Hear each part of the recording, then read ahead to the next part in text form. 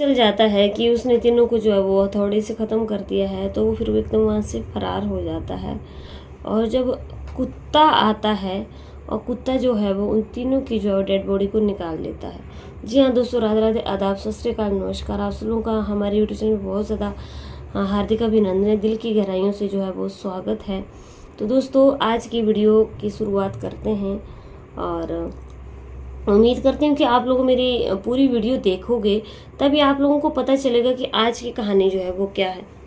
दरअसल आज की कहानी जो है वो है महाराष्ट्र के पालघर की। आपने बिल्कुल सही सुना, महाराष्ट्र के पालघर की एक कहानी है, जहाँ पे पुलिस ने जो है वो एक जो डॉग होता है, कुत्ता जो होता है, उसकी मदद से जो है वो एक 3 लोगों का जो है वो हत्या हो गई थी, तो उसकी गुत्थी जो है वो पूरी सुलझा दी। और इस कहानी में जो है वो 30 साल का जो आरोपी था, वो यूपी से, उसको जो है वो पुलिस ने गिरफ्तार किया।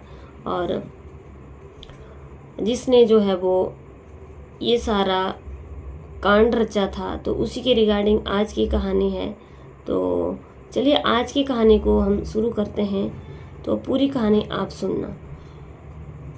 होता क्या है कि महाराष्ट्र के पालघर के नेहरलोई गांव की ये कहानी है। एक बार फिर से बता देती हूँ कि महाराष्ट्र के पालघर के नेहरलोई गांव की जो है वो ये कहानी है, जहाँ पे एक बुजुर्ग कपल जो है वो उनकी 52 साल की बेटी और कपल की जो है दोनों मियाँ बीवी की और बेटी की जो है वो हत्या कर दी गई।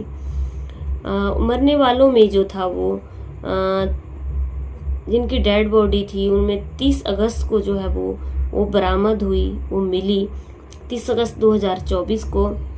और नेहरलोई गांव में जो है वो 75 साल के मुकुंद राठौर जो है वो अपनी पत्नी कंचन के साथ रहते थे। कंचन की उम्र जो है वो दोस्तों 72 साल है, और बेटी जो है वो, बेटी की उम्र नाम संगीता है, जिनकी उम्र जो है वो 52 साल है, और एक अपार्टमेंट में जो थे वो रहते थे।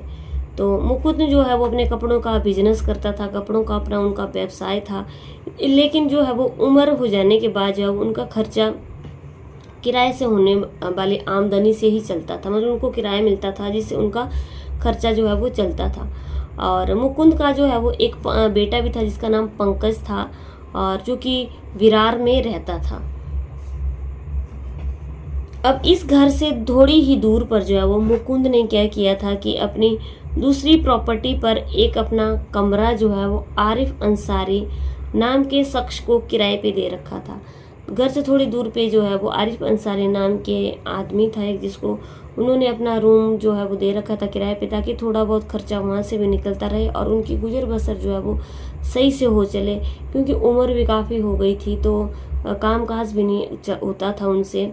अंसारी जो था वो उत्तर प्रदेश का रहने वाला था, और उस अंसारी को जो है वो अगले ही दिनों में अपने घर वापस जाना था। अब इसके लिए अंसारी को जो है वो पैसों की ज़रूरत थी, क्योंकि किराया भी चाहिए था आने जाने के लिए।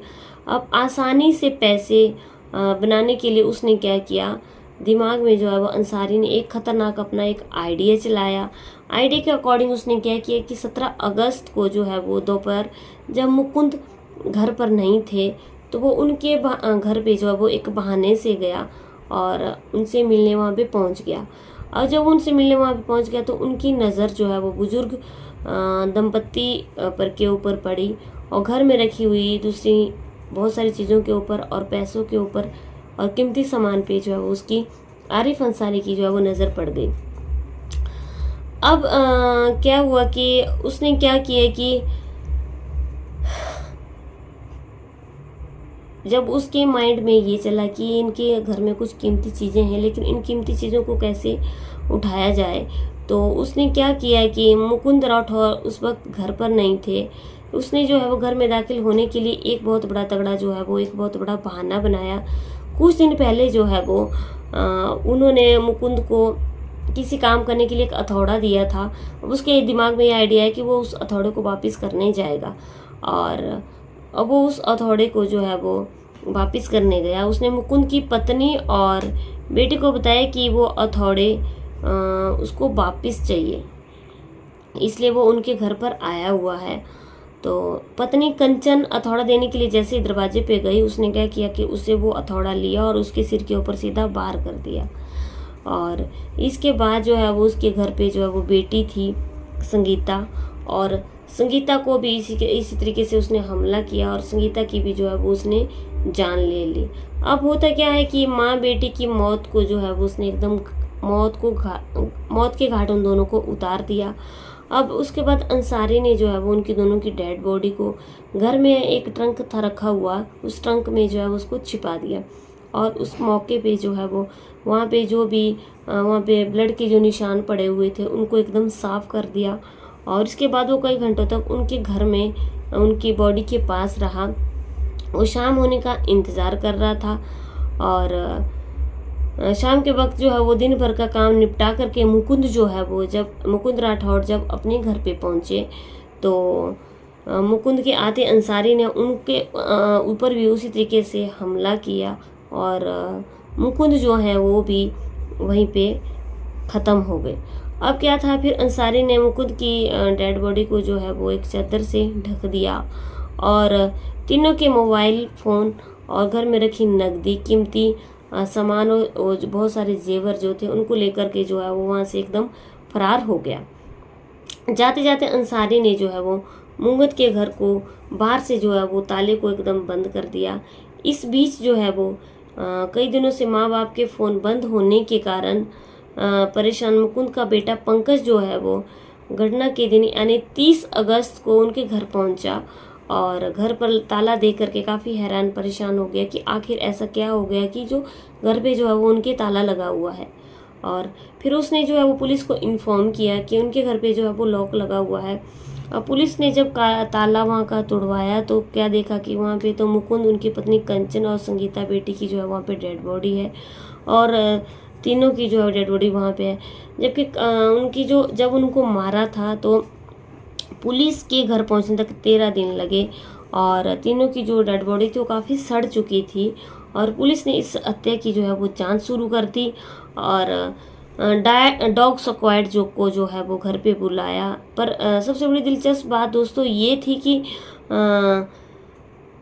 2 हफ्ते गुजर जाने के बाद भी जो है वो कुत्ते ने जो है घर के अंदर रखे मौके वारदात पर सामान को सूंघ कर जो है पुलिस को सीधे थोड़ी ही दूरी पर मौजूद अंसारी के घर के दरवाजे तक पहुंचा दिया। और यानी कातिल की गंध जो है वो 2 हफ्ते बाद भी लाशों से उठती जो है वो असहनीय दुर्गंध जो थी उसके बावजूद भी वहाँ पे मौजूद थी। लेकिन अंसारी के घर से जो है वो कुछ भी नहीं मिला। अब क्या था कि उसके दरवाजे पर ताला लगा हुआ था और इसके बाद पुलिस ने जानकारी लेके अंसारी यूपी वाले घर का जो है उसको पता मिल गया। पुलिस को जो है वो पता चल गया कि यूपी में जो है वो कहाँ पर रहता है। उसके बाद जो है वो पुलिस ने जो है वो उसको यूपी वाले घर में पालघर पुलिस ने जो है यूपी पुलिस के पास जा कर के उसका पता कर लिया, उसकी लोकेशन ट्रैक कर ली और घर से लूट का कीमती सामान जेवरात लेकर के वो अपने घर उत्तर प्रदेश में पहुंच चुका था।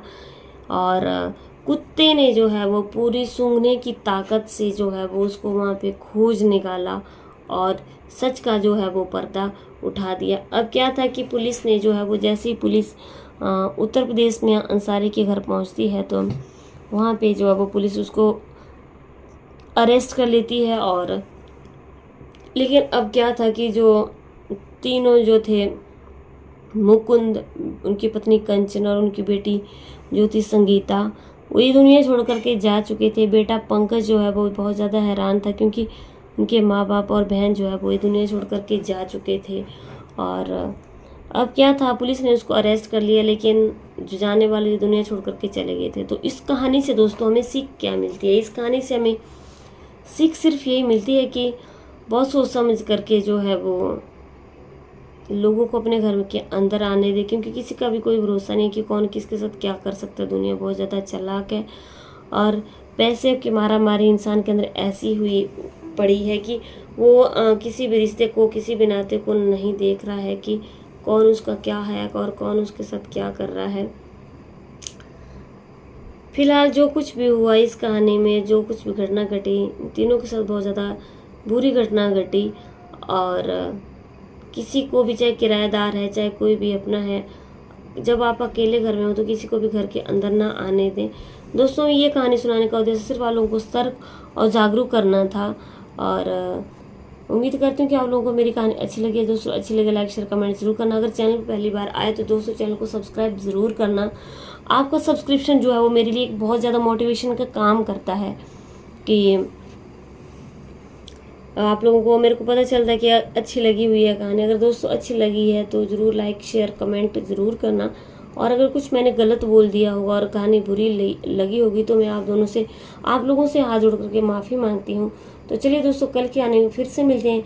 बता दूं कि मेरे चैनल पर कहानी रोज़ 10 बजे मिलती है और निकलती है। तो चलिए कल की वीडियो में फिर से मिलते हैं, तब तक बने रहिए मेरे चैनल पर। जय हिंद जय भारत।